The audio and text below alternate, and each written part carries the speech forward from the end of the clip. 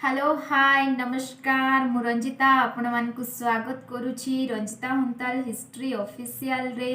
तो फ्रेंड्स जदि चैनल रे नुआ अछंती ताहेले लाइक शेयर सब्सक्राइब करंतु एवं वीडियो टी को स्किप न करी शेष पर्यंत देखंतु। तो फ्रेंड्स आज हमें पढ़िबा दास वंशर तृतीय शासक ग्यासुद्दीन बलबन को संपर्क रे। चलंतु स्टार्ट करिबा। तो फ्रेंड्स चलंतु स्टार्ट करिबा दासवंशर तृतीय शासक ग्यासुद्दीन बलबन को संपर्क रे। चलंतु स्टार्ट करिबा। इल्तुतमिश को पुत्र सुल्तान नासिरुद्दीन मामुदों मृत्यु परे 1267 ख्रीष्टाब्द रे सिंहासन आरोहण करथिले बलबन। तो फ्रेंड्स देखंतु जदि इल्तुतमिश को संपर्क रे देखिबा पई चाहुछंती ताहेले डिस्क्रिप्शन बॉक्स रे जानतु एवं लिंक ओपन करे देखंतु। तो इल्तुतमिश को पुत्र किए थिले ना नासिरुद्दीन मामुद। तो तांकर मृत्यु परे 1267 ख्रीष्टाब्द रे सिंहासन आरोहण करिथिले ग्यासुद्दीन बलबन। सिंहासन आरोहण करिबा परे तांको आगरे अनेक समस्या देखा देइथिला। तो फ्रेंड्स देखंतु से जेतेबेले सिंहासन आरोहण करथिले सेतेबेले अनेक समस्या देखा देइथिला। काहाकू ना ग्यासुद्दीन बलबन को 40 बाहिनी क्षमतार शीर्ष स्थान रे रही सुल्तान को विरुद्ध रे षडयंत्र करुथिले। तो फ्रेंड्स देखंतु 40 बाहिनी नामक सैन्य बाहिनीर शीर्ष स्थान रे रहिथिले किए ना ग्यासुद्दीन बलबन। तो सेही शीर्ष स्थान रे रही सुल्तान को विरुद्ध रे से षडयंत्र करुथिले। काहा विरुद्ध रे ना नासिरुद्दीन मामुदों विरुद्ध रे ग्यासुद्दीन बलबन षडयंत्र करुथिले। मंगल और मेवाटींकर घन घन आक्रमण हेतु प्रजा मानकर अनेक क्षति घटुथिला। तो फ्रेंड्स देखंतु मंगल और मेवाटींकर आक्रमण जोगु प्रजा मानकर अनेक क्षति घटुथिला कारण सेमाने हेउछंती गोटे लुंटनकारी दल। तो प्रजा मानक ठारू धनरत्न लुंटन करी नहीं जाउथिले। एहा फलरे प्रजा मानकर अनेक क्षति घटुथिला। एपरी परिस्थितिर मुकाबिला पाई बलबन केतेक दृढ़ पदक्षेप नेइथिले। तो फ्रेंड्स देखंतु तो एही परिप्रेक्षी रे बलबन केउ पदक्षेप नेइथिले से संपर्क रे देखिबा। बलबन सिंहासन आरोहण करिबा परे प्रथम पदक्षेप स्वरूप से लोकमानंक हृदय धारणा जन्माई थिले जे सुल्तान हेउछंती धरापृष्ठर ईश्वरंक प्रतिनिधि। तो फ्रेंड्स देखंतु बलबन जेतेबेले सिंहासन आरोहण करिथिले एवं प्रथम पदक्षेप तांकर कोन थिला ना सुल्तान ही हेउछंती धरापृष्ठर ईश्वरंक प्रतिनिधि बोलिकी लोकमानंक हृदय धारणा जन्माई थिले। ए निज दोष दुर्गुण पाई ईश्वरंक ठारे दायी रहिबे। एहा फलरे से राजकीय एकछत्रवादी क्षमता वृद्धि कराई लोकमानंक ठारू अनुगत्य लाभ करथिले। तो फ्रेंड्स देखंतु से कोन करथिले ना से एकछत्रवाद शासन नीति अवलंबन करी प्रजामानंक ठारू अनुगत्य स्वीकार करथिले एवं लोकमाने तांकू भय करिबाकू लागिले। से निजकू अमीर और सामंत मानक ठारू दूरे रखिले। तो फ्रेंड्स देखंतु ग्यासुद्दीन बलबन कौन करथिले ना निजकू अमीर एवं सामंत मानक ठारू दूर रे रहुथिले। राजकर्मचारी एवं परिषद मानकू एक स्वतंत्र पोशाक परिधान करने से निर्देश देथिले। तो फ्रेंड्स देखंतु ग्यासुद्दीन बलबन कौन करथिले ना तांको राजदरबार रहिथिबा समस्त राजकर्मचारी मानंकु एक स्वतंत्र पोशाक परिधान करबा पई से निर्देश देथिले। से निजे मद्यपान करू नथिले। तो फ्रेंड्स देखंतु ग्यासुद्दीन बलबन कौन करू नथिले मद्यपान करू नथिले एवं अन्य परिषद वर्ग को मध्य मद्यपान न करबाकू निर्देश दउथिले। तो फ्रेंड्स देखंतु ग्यासुद्दीन बलबन निजे मद्यपान करू नथिले एवं अन्य परिषद वर्ग को किंबा राजकर्मचारी मानंकु मद्यपान न करबाकू निर्देश देथिले एवं सभासद मानंक ठारू निजकू दूरेई रखुथिले। तो फ्रेंड्स देखंतु सभासद मानंक ठारू से निजकू दूरेई रखुथिले एवं सुल्तान को राजकीय सम्मान रे सम्मानित करबा पई सिजदा बा षष्टांग प्रणिपात और पाइबस बा पदचुंबन नामक दुईटी नूतन नीति से प्रणयन करथिले। तो फ्रेंड्स देखंतु सुल्तान को राजकीय सम्मान रे सम्मानित करिबा पई कौन प्रणयन करथिले ना सिजदा बा साष्टांग प्रणाम बा पाइपस बा पदचुंबन नामक दुईटी नूतन नीति से प्रणयन करथिले एवं से बहु मूल्यवान पोशाक रे निजर शरीर को आवृत करी राज दरबार को आसुथिले। तो फ्रेंड्स देखंतु नेक्स्ट देखिबा 40 बाहिनीर विलोप साधन। तो फ्रेंड्स देखंतु गियासुद्दीन बलबन थिले 40 बाहिनीर मुख्य सेनापति एवं सेही 40 बाहिनीर विलोप किपरि साधन करथिले से संपर्क रे देखिबा। बलबन निजर राजशक्ति को निरंकुश करिबा पई 40 बाहिनीर क्षमता लोप करिबा को चेष्टा कले। तो फ्रेंड्स देखंतु तांकर शासन नीति को सुदृढ़ करिबा पई कोन करथिले ना 40 बाहिनीर क्षमता को से विलोप करथिले। से प्रथम पर्याय रे निम्न पदवी रे थिबा तुर्क कर्मचारी माननकु पदोन्नति देई 40 बाहिनीर समकक्ष कराइथिले। से प्रथम पर्याय रे कोन करथिले ना तुर्क कर्मचारी माननकु पदोन्नति देई 40 बाहिनी सहित समकक्ष बा समान करैथिले। द्वितीय रे 40 सेनार सदस्य मानकर अति छोट छोट दोष दुर्बलता पाई से राज दरबार रे सर्वसम्मुख्य रे कठोर दंड दउथिले। तो फ्रेंड्स देखंतु द्वितीय रे कोन करूथिले ना से मानकर अति छोट छोट दोष दुर्बलता पाई से राज दरबार रे समस्त सम्मुख रे से कोन करूथिले ना से माननकु कठोर दंड देउथिले। से सेमानंको मध्यरु केते जनंकु विपदजनक कार्य रे नियुक्त करी राजधानी बाहर को प्रेरण करथिले। तो फ्रेंड्स देखंतु सेही 40 बाहिनीर केते जनंकु कोन करूथिले ना विपदजनक कार्य रे राजधानी बाहर को प्रेरण करुथिले। अन्य केते जनंकु मंगल मानक आक्रमण मुकाबिला करिबा पई उत्तर पश्चिम सीमांत को प्रेरण करथिले। तो फ्रेंड्स देखंतु गियासुद्दीन बलबन 40 बाहिनीर विलोप साधन पई कोन करथिले ना प्रथम पर्याय रे से तुर्क कर्मचारी माननकु पदोन्नति देई 40 बाहिनी सहित समकक्ष करथिले एवं द्वितीय रे कोन करथिले सेमानकर छोट छोट दोष दुर्बलता को राज दरबार रे सेमानकु कठोर दंड देउथिले एवं केते जनकु एक विपदजनक कार्य रे नियुक्ति करी राजधानी बाहर को प्रेरण करुथिले एवं केते जनकु मंगल माननकु मुकाबिला करिबा पई उत्तर पश्चिम सीमांत को प्रेरण करुथिले। एही परि भाबरे बलबन निज कौशल प्रयोग करी 40 बाहिनीर ध्वंस साधन करिथिले। तो फ्रेंड्स देखंतु नेक्स्ट देखिबा गुप्तचर प्रथार प्रवर्तन बा गुप्तचर प्रथा किपरि प्रचलन करथिले से संपर्क रे देखिबा। शासनर सुपरिचालना पाई बलबन एक गुप्तचर संस्था गठन करथिले। तो फ्रेंड्स देखंतु शासनर सुपरिचालना पाई से कोन करथिले ना गुप्तचर संस्था गठन करथिले। से प्रत्येक विभाग पाई केते जण गुप्तचर नियुक्ति करथिले। तो फ्रेंड्स देखंतु से कोन करथिले ना प्रत्येक विभाग जेपरी सामरिक विभाग रही तो सेथिरे मध्य गुप्तचर नियुक्ति करुथिले। तो सही परी प्रत्येक विभाग रे से कोन करथिले ना गुप्तचर नियुक्ति करथिले। स्वाधीन भावरे मतव्यक्त करिवार अधिकार सुल्तान को ठारू पाइथिले। सेमानंकु प्रचुर दरमा दिया जाउथिला। तो फ्रेंड्स देखंतु गुप्तचर मानंकु प्रचुर दरमा दिया जाउथिला। सेमाने निज निज घटना गुडी को सुल्तान को पहुंचाई देउथिले। जहाँ सेमानंको ठारे तथ्य प्राप्त हेउथिला बा जानी पारुथिले ताहा सुल्तान को जणाउथिले। सेमाने एपरिकी सामंत सेनाध्यक्ष सुल्तानकर पुत्र मानंको कार्यकलाप संबंध रे राजा को तथ्य प्रदान करुथिले। तो फ्रेंड्स देखंतु सेमाने राज दरबारर समस्त तथ्य जणाउथिले। एपरिकी सामंत सेनाध्यक्ष सुल्तान को पुत्र मानकर कार्यकलाप संबंध रे मध्य सुल्तान को कहूथिले।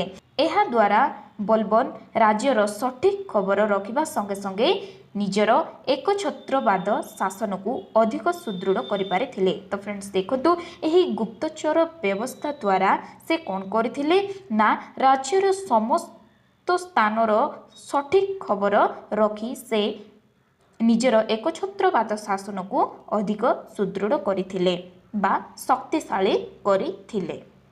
ତ ଫ୍ରେଣ୍ଡସ୍ ଦେଖନ୍ତୁ ନେକ୍ସଟ ଦେଖିବା ସୈନ୍ୟ ବିଭାଗର ପୁନର୍ଗଠନ। ତ ଫ୍ରେଣ୍ଡସ୍ ଦେଖନ୍ତୁ ଗିୟାସୁଦ୍ଦିନ ବଲବନ ଥିଲେ ଜଣେ 40 ବାହିନୀର ମୁଖ୍ୟ ସେନାଧ୍ୟକ୍ଷ ଥିଲେ ଏବଂ ତାଙ୍କ ସମୟରେ 40 ବାହିନୀକୁ ଅନେକ ବିପଦଜନକ କାର୍ଯ୍ୟରେ ପ୍ରେରଣ କରାଯାଉଥିଲା। ତେଣୁ ସେହି 40 ବାହିନୀର ବିଲୋପ ସାଧନ କରିବା ପାଇଁ ଗିୟାସୁଦ୍ଦିନ ବଲବନ ତତ୍ପର ହୋଇ ଉଠିଥିଲେ। ତ ଏହାପରେ ସେ ପୁନର୍ବାର ସୈନ୍ୟ ବିଭାଗର ପୁନର୍ଗଠନ କରିଥିଲେ। ସେ ନିଜର ଶାସନକୁ ସୁଦୃଢ଼ କରିବା ପାଇଁ ସୈନ୍ୟ ବିଭାଗର ପୁନର୍ଗଠନ ପାଇଁ ଦୃଷ୍ଟି ଦେଇଥିଲେ। ତ ଫ୍ରେଣ୍ଡସ୍ ଦେଖନ୍ତୁ 40 ବାହିନୀକୁ ସେ ଧ୍ୱଂସ କରିଥିଲେ ଏବଂ ତାଙ୍କର ଶାସନ ବ୍ୟବସ୍ଥାକୁ ସୁଦୃଢ଼ କରିବା ପାଇଁ ପୁନର୍ବାର ସୈନ୍ୟ ବିଭାଗ ପୁନର୍ଗଠନ ପାଇଁ ଦୃଷ୍ଟି ଦେଇଥିଲେ। ସେ ସାମରିକ ବିଭାଗର ପରିଚାଳନା ଦାୟିତ୍ୱ ନିଜ ହାତକୁ ନେଲେ। ତ ଫ୍ରେଣ୍ଡସ୍ ଦେଖନ୍ତୁ ସେ ସାମରିକ ବିଭାଗର ପରିଚାଳନା ଦାୟିତ୍ୱ କାହାକୁ ଦେଇଥିଲେ ନା ସେ ନିଜେ ହିଁ ନେଇଥିଲେ। ଇମାଦୁଲ ମୁଲକ ନାମକ ସେନାଧ୍ୟକ୍ଷଙ୍କୁ ଦିୱାନ ଇ ଆରିଜ ବା ସେନାବାହିନୀର ମନ୍ତ୍ରୀ ପଦରେ ଅଧିଷ୍ଠିତ କରାଇଥିଲେ।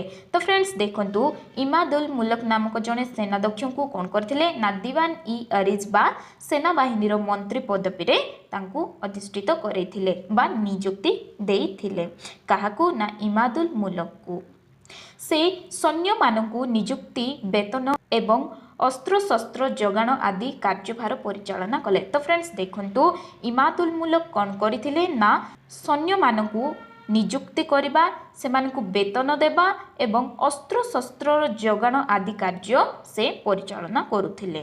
ତ ବଲବନ କେତୋଟି ପୁରାତନ ଦୁର୍ଗର ସଂସ୍କାର କରିବା ସଙ୍ଗେ ସଙ୍ଗେ କେତେକ ଗୁଡ଼ିଏ ନୂତନ ଦୁର୍ଗ ନିର୍ମାଣ କରିଥିଲେ। ତ ଫ୍ରେଣ୍ଡସ୍ ଦେଖନ୍ତୁ ଗିୟାସୁଦ୍ଦିନ ବଲବନ କ'ଣ କରିଥିଲେ ନା କେତୋଟି ପୁରାତନ ଦୁର୍ଗର ମରାମତି କରିଥିଲେ ଏବଂ କେତେକ ନୂତନ ଦୁର୍ଗ ନିର୍ମାଣ କରିଥିଲେ। ଏହିପରି ଭାବରେ ବଲବନ ଏକ ଦକ୍ଷ ତଥା ସୁସଂଗଠିତ ସୈନ୍ୟବାହିନୀ ତିଆରି କରିଥିଲେ। ନେକ୍ସଟ ଦେଖିବା ଫ୍ରେଣ୍ଡସ୍ ବିଦ୍ରୋହ ଦମନ। ତ ଗିୟାସୁଦ୍ଦିନ ବଲବନ କିପରି ତାଙ୍କର ସିଂହାସନ ଆରୋହଣ କରିସାରିବା ପରେ ବିଦ୍ରୋହ ଦମନ କରିଥିଲେ ସେ ସମ୍ପର୍କରେ ଦେଖିବା। ବଲବନଙ୍କ ସମୟରେ ସାମ୍ରାଜ୍ୟରେ ଅନେକ ଅଭ୍ୟନ୍ତରୀଣ ଅଶାନ୍ତି ଓ ବିଶୃଙ୍ଖଳା ଲାଗି ରହିଥିଲା। ତ ଫ୍ରେଣ୍ଡସ୍ ଦେଖନ୍ତୁ ସିଏ ଯେତେବେଳେ ସିଂହାସନ ଆରୋହଣ କଲେ ସେତେବେଳେ ରାଜ୍ୟର ଅଭ୍ୟନ୍ତରୀଣ ଅଶାନ୍ତି ଓ ବିଶୃଙ୍ଖଳା ଲାଗି ରହିଥିଲା। ତ ସାମରିକ ଗଠନ ପରେ ବଲବନ ସବୁଦିନ ପାଇଁ ଏହି ବିଦ୍ରୋହ ଦମନ କରିବା ଦିଗରେ ନିଜକୁ ନିୟୋଜିତ କରିଥିଲେ। ତ ଫ୍ରେଣ୍ଡସ୍ ଦେଖନ୍ତୁ ସେ ଯେତେବେଳେ ସାମରିକ ଗଠନ କରିଥିଲେ ଏବଂ ସେ ଏହି ବିଦ୍ରୋହ ଦମନ କରିବା ପାଇଁ ନିଜକୁ ନିୟୋଜିତ କରିଥିଲେ। ସେତେବେଳେ ମେୱାଟି ନାମକ ଲୁଣ୍ଠନକାରୀ ଦଳ ଦିଲ୍ଲୀ ଏବଂ ପାର୍ଶ୍ୱବର୍ତ୍ତୀ ଅଞ୍ଚଳରେ ଲୁଣ୍ଠନ କରି ଜନସାଧାରଣଙ୍କୁ ଅଶାନ୍ତି କରିଥିଲେ। ତ ଫ୍ରେଣ୍ଡସ୍ ଦେଖନ୍ତୁ ମେୱାଟି ନାମକ ଲୁଣ୍ଠନକାରୀ ଦଳ କ'ଣ କରୁଥିଲେ ନା ଦିଲ୍ଲୀ ଏବଂ ପାଖାପାଖି ଅଞ୍ଚଳ ଗୁଡ଼ିକରେ ଲୁଣ୍ଠନ କରି ଜନସାଧାରଣଙ୍କୁ ଅଶାନ୍ତି କରିଥିଲେ। ଏଣୁ ବଲବନ ଦିଲ୍ଲୀର ଚତୁଃପାର୍ଶ୍ୱରେ ଥିବା ଜଙ୍ଗଲ ସଫା କରିବା ସହିତ ରାସ୍ତାଘାଟ ନିର୍ମାଣ କରାଇ ମେୱାଟିମାନଙ୍କୁ ଦମନ କରିଥିଲେ। ତ ଫ୍ରେଣ୍ଡସ୍ ଦେଖନ୍ତୁ ଯେତେବେଳେ ଦିଲ୍ଲୀର ଜନସାଧାରଣଙ୍କୁ ମେୱାଟିମାନେ ଲୁଣ୍ଠନ କରି ଅଶାନ୍ତି କରିଥିଲେ ଏଥିପାଇଁ ଗିୟାସୁଦ୍ଦିନ ବଲବନ କ'ଣ କରିଥିଲେ ନା ଦିଲ୍ଲୀର ଚତୁଃପାର୍ଶ୍ୱର ଜଙ୍ଗଲ ଗୁଡ଼ିକୁ ସଫା କରିଥିଲେ ଏବଂ ସେଠାରେ ରାସ୍ତାଘାଟ ନିର୍ମାଣ କରାଇଥିଲେ ଏବଂ ମେୱାଟିମାନଙ୍କୁ କ'ଣ କରିଥିଲେ ନା ଦମନ କରିଥିଲେ। 4ଟି ଦୁର୍ଗ ଦିଲ୍ଲୀ ନିକଟରେ ନିର୍ମାଣ କରାଯାଇ ସେଥିରେ ସାହସୀ ଆଫଗାନ ସୈନିକମାନଙ୍କୁ ରଖାଗଲା। ତ ଫ୍ରେଣ୍ଡସ୍ ଦେଖନ୍ତୁ ଦିଲ୍ଲୀ ନିକଟରେ କେତୋଟି ଦୁର୍ଗ ନିର୍ମାଣ କରାଗଲା ନା 4ଟି ଦୁର୍ଗ ନିର୍ମାଣ କରାଯାଇ ସେଠାରେ ସାହସୀ ଆଫଗାନମାନଙ୍କୁ ନିଯୁକ୍ତି କରାଯାଇଥିଲା। କାମ୍ପିଲ ଏବଂ ଜଲାଲି ପ୍ରଭୃତି ସ୍ଥାନରେ ସାମରିକ କେନ୍ଦ୍ରମାନ ପ୍ରତିଷ୍ଠା କରାଯାଇଥିଲା। ତ ଫ୍ରେଣ୍ଡସ୍ ଦେଖନ୍ତୁ କାମ୍ପିଲ ଏବଂ ଜଲାଲି ନାମକ ସ୍ଥାନରେ ସାମରିକ କେନ୍ଦ୍ରମାନ ବା ସୈନିକମାନଙ୍କର ମୁଖ୍ୟ କେନ୍ଦ୍ର ପ୍ରତିଷ୍ଠା କରାଯାଇଥିଲା। अयोध्या और दोआब अंचल शांति श्रृंखला रक्षा करागला और विद्रोही मानू दमन करागला। तो फ्रेंड्स देखंतु अयोध्या और दोआब अंचल कौन करथिले गियासुद्दीन बलबन ना शांति श्रृंखला रक्षा करने सहित विद्रोही मानू दमन करथिले। कटिहार और रोहिलाखंड अंचल विद्रोह दमन करुथिबा समय पुरुष मानू हत्या करने संगे संगे नारी और शिशु मानू कृतदास हेबाकु बाध्य करा जायथिला। तो फ्रेंड्स देखंतु कटिहार एवं रोहिलाखंडर अंचल माने जेतेबेले गियासुद्दीन बलबन ठारे विद्रोह करथिले तो सही विद्रोह रे गियासुद्दीन बलबन कौन करथिले ना पुरुष मानू हत्या करने संगे संगे तांकर नारी और शिशु मानू कौन करथिले ना कृतदास हेबा पई बाध्य करथिले। तो फ्रेंड्स देखंतु नेक्स्ट देखिबा बंगलारे विद्रोह दमन। तो बंगलारे किपरि विद्रोह दमन करथिले गियासुद्दीन बलबन से संपर्क रे देखिबा। बंगर गवर्नर तुगरिल खां खूब साहसी थिले। तो फ्रेंड्स देखंतु बंगर गवर्नर किए थिले ना तुगरिल खां थिले। तो से खूब साहसी थिले। से बलबन को आयतरु निजकु मुक्त करिबा पाई 1279 ख्रीष्टाब्द रे स्वाधीन घोषणा करने संगे संगे निज मुद्रा प्रचलन करथिले। तो फ्रेंड्स देखंतु बंगर गवर्नर किए थिले ना तुगरिल खां। तो से खूब साहसी थिले एवं से बलबन को आयतरु निजकु मुक्त करबा पई करथिले ना 1279 ख्रीष्टाब्द रे स्वाधीन घोषणा करने संगे संगे से निजर मुद्रा प्रचलन करथिले। एही संवाद बलबन को ठारे पहुँचवा मात्रे से अयोध्या प्रशासक अमीन खां को तुगरिल खां को विरुद्ध में प्रेरण करथिले। तो फ्रेंड्स देखंतु जेतेबेले बंगर गवर्नर तुगरिल खां निजकु स्वाधीन घोषणा करथिले केबे ना 1279 ख्रीष्टाब्द रे एवं से निजर मुद्रा प्रचलन करथिले। तो एही संवाद बलबन को ठारे पहुँचवा परे से कौन करथिले ना अयोध्यार शासक अमीन खां को तुगरिल खां को विरुद्ध रे प्रेरण करथिले। तो तुगरिल खां अमीन खां को परास्त करथिले। तो फ्रेंड्स देखंतु बंगर गवर्नर तुगरिल खां कौन करथिले ना अमीन खां को परास्त करथिले। बलबन क्रोधरे अमीन खां को मृत्युदंड रे दंडित करथिले। एहा परे अन्य जने सेनाध्यक्ष बहादुर को तुगरिल खां को विरुद्ध रे प्रेरण करथिले। तो फ्रेंड्स देखंतु गियासुद्दीन बलबन जेतेबेले अमीन खां को तुगरिल खां को विरुद्ध रे युद्ध करबा पई प्रेरण करथिले तो अमीन खां सेठारे परास्त होइथिले। सेथि पई बलबन अमीन खां को मृत्युदंड रे दंडित करथिले एवं अन्य जने सेनाध्यक्ष बहादुर को सही तुगरिल खां को विरुद्ध रे युद्ध करबा पई प्रेरण करथिले। मात्र बहादुर मध्य पराजय वरण करथिले। तो फ्रेंड्स देखंतु तुगरिल खां खूब साहसी थिले तेणु अमीन खां को मध्य परास्त करथिले एवं बहादुर को मध्य से परास्त करथिले। शेषरे वृद्ध बलबन निजर पुत्र बुघ्रा खां एवं विशाल सैन्यबाहिनी को बंगर राजधानी लखनऊ अभिमुखे अग्रसर हेले। तो फ्रेंड्स देखंतु परिशेष रे बलबन कौन करथिले ना तांको पुत्र बुघ्रा खां एवं विशाल सैन्यबाहिनी को से बंगर राजधानी लखनऊ अभिमुखे प्रेरण करथिले। से तुगरिल खां को बंदी एवं हत्या करथिले। एहा परे पुत्र बुघ्रा खां को बंगर शासनकर्ता रूपे नियुक्त करी दिल्ली फेरी जाइथिले। तो फ्रेंड्स देखंतु बुघ्रा खां कौन करथिले ना तुगरिल खां को बंदी करी हत्या करथिले। एहा फलरे गियासुद्दीन बलबन कौन करथिले तांको पुत्र बुघ्रा खां को बंगर शासनकर्ता भाबरे नियुक्ति करथिले। तो फ्रेंड्स देखंतु नेक्स्ट देखिबा मंगल आक्रमण। तो फ्रेंड्स देखंतु मंगल माने किपरि आक्रमण करुथिले एवं सेमानंकु गियासुद्दीन बलबन किपरि दमन करिथिले से संपर्क रे देखिबा। भारतर उत्तर पश्चिम सीमांत रे सदा सर्वदा मंगल आक्रमणर भय रहिथिला। तो फ्रेंड्स देखंतु भारतर उत्तर एवं पश्चिमर सीमांत अंचल रे मंगल मानकर आक्रमणर भय रही तो सेमानंको आक्रमणरू रक्षा पाइबा पई बलबन सीमांतरे केतेक दुर्ग निर्माण करी सेथिरे अफगान सैनिक मानकु नियुक्ति देइथिले। तो फ्रेंड्स देखंतु सेही मंगल मानक आक्रमणरू रक्षा पाइबा पई ग्यासुद्दीन बलबन कोन करथिले ना सीमांत अंचल रे केतेक दुर्ग निर्माण करी सेथिरे अफगान सैनिक मानकु नियुक्ति देइथिले। बलबन निजर भाई शेर खान को सीमांत सुरक्षा दायित्व रे नियुक्ति देइथिले। तो फ्रेंड्स देखंतु बलबन को निज भाई शेर खान को सीमांत सुरक्षा दायित्व रे नियुक्ति देइथिले। मात्र शेर खान को मृत्यु परे तांको भय रे मंगल माने सीमांत अंचल को आक्रमण करने को साहस कले नाई।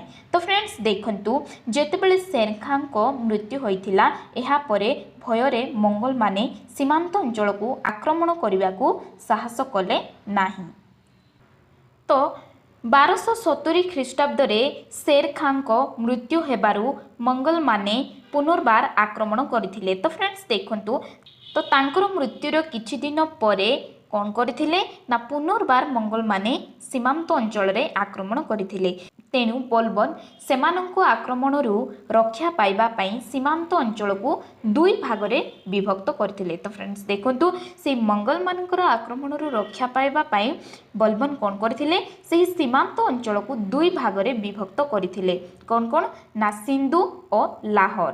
तो फ्रेंड्स देखंतु एठाकार शासन भार तांको ज्येष्ठ पुत्र मोहम्मद खां एवं कनिष्ठ पुत्र बुघरा खां को अधीन रे अवस्थापित कराइथिले। तो फ्रेंड्स देखंतु ए मंगल मानकर आक्रमण जगु सीमांत अंचल को ग्यासुद्दीन बलबन कौन करथिले ना दुई भाग रे विभक्त करथिले। कौन कौन ना सिंधु और लाहौर। एही सिंधु और लाहौर रे तांकर ज्येष्ठ पुत्र मोहम्मद खां एवं कनिष्ठ पुत्र बुघरा खां को अर्पण करथिले। 1269 रु 1285 ख्रीष्टाब्द मध्य मोहम्मद खां मंगल मानकु सीमांत अंचल हटाई देबारे सक्षम होइतिले। तो फ्रेंड्स देखंतु 1269 रु 1285 ख्रीष्टाब्द मध्य मोहम्मद खां कौन करथिले ना मंगल मानकु सीमांत अंचल हटाई देबा पई सक्षम होइथिले बा हटाइबारे सक्षम होइथिले। मात्र 1286 ख्रीष्टाब्द रे मंगल माने पुनर्बार आक्रमण करथिले। तो फ्रेंड्स देखंतु सेही मंगल माने पुनर्बार केबे आक्रमण करथिले ना 1286 ख्रीष्टाब्द रे। तो मोहम्मद खां सेमानंको सह युद्ध करी मृत्युवरण करथिले। तो फ्रेंड्स देखंतु मंगल मानंको सहित युद्ध करुथिबा समय रे मोहम्मद खां मृत्युवरण करथिले। एही दुखरे बलबन धैर्य हरा न होई मंगल मानंको ठारू पराजित न होई लाहौर अधिकार करथिले। तो फ्रेंड्स देखंतु जेतेबेले ग्यासुद्दीन बलबन को पुत्र मोहम्मद खां मंगल मानंको सह युद्ध करुथिबा समय रे मृत्युवरण करथिले एथिरे ग्यासुद्दीन बलबन धैर्य हरा होई नथिले एवं मंगल मानंको ठारू पराजित न होई लाहौर अधिकार करथिले। तो 1287 ख्रीष्टाब्द रे बलबन मृत्युवरण कले एवं रक्त और लौह नीति बल से दिल्ली रे सुल्तानी शासन को सुदृढ़ करथिले। तो फ्रेंड्स देखंतु से केबे मृत्युवरण करथिले ना 1287 ख्रीष्टाब्द रे मृत्युवरण करथिले और से रक्त एवं लौह नीति बल दिल्ली रे सुल्तानी शासन को सुदृढ़ करथिले। जदि भिडियोटी भल लगी ताहेले लाइक शेयर सब्सक्राइब करंतु एवं समस्त भिडियोर नोटिफिकेशन पाइबा पई पाखरे थिबा छोट बेल आइकन को प्रेस करंतु। Thank you.